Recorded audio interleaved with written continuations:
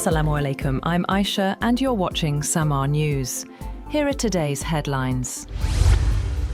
US President Donald Trump has suggested that the ongoing US military campaign against Iran could wrap up in as little as 2 to 3 weeks. Speaking to reporters, he claimed that key objectives, including limiting Iran's nuclear capabilities, have been achieved. Trump stated that US airstrikes against Iran, conducted in coordination with Israel, have largely accomplished their mission, adding that US forces now dominate Iranian skies. The president also claimed that senior Iranian political and military leaders have been removed. US Secretary of State Marco Rubio echoed a cautiously optimistic tone, confirming that the US is exchanging messages with Iran. He told Fox News host Sean Hannity that there are talks going on and the finish line is in sight.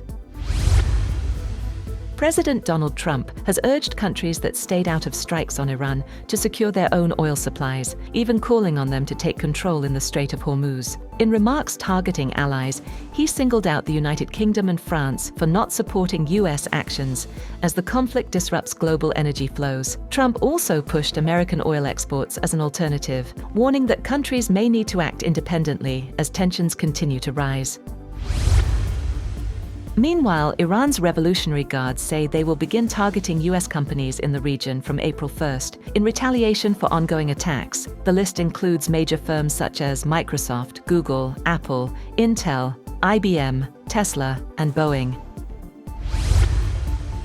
US Defense Secretary Pete Hegseth says the next few days in the Middle East conflict will be decisive. Speaking at a briefing, he claimed US and Israeli strikes have weakened Iran's military, triggering desertions and shortages of key personnel. Hegseth said Washington now holds the advantage, adding that Tehran has limited military options as the conflict enters a critical phase. He also said that Washington is closely tracking support from China and Russia to Iran and is prepared to confront it where needed.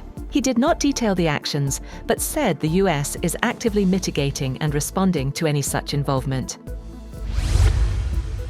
Iran has attacked and set ablaze an oil tanker off Dubai in the latest escalation around the Strait of Hormuz. Authorities say the Kuwait-flagged vessel Al Salmi caught fire after a drone strike, but the blaze was contained with no injuries or oil spill reported. Iran's Revolutionary Guards suggested the intended target may have been another vessel nearby, highlighting growing risks to commercial shipping in the region. Pakistan's Foreign Minister Ishaq Dar and his Chinese counterpart Wang Yi have called for an immediate ceasefire in the Gulf and wider Middle East, urging swift peace talks. In a joint initiative, both sides stressed the need to ensure safe passage for ships and crews in the Strait of Hormuz. The appeal comes as part of a 5-point plan aimed at restoring stability amid growing international efforts to contain the conflict. And Trump has signed an executive order aimed at tightening rules on mail-in voting nationwide, including a federal mandate to verify US citizens eligible to vote in each state. The executive order directs the federal government to compile a list of confirmed US citizens to help state election officials verify voter eligibility. It also mandates that absentee ballots be sent only to voters on state-approved mail-in ballot lists and requires secure ballot envelopes with unique tracking barcodes. That's all for now. For more updates, visit www.samaa.tv. Thank you for watching SAMAA News.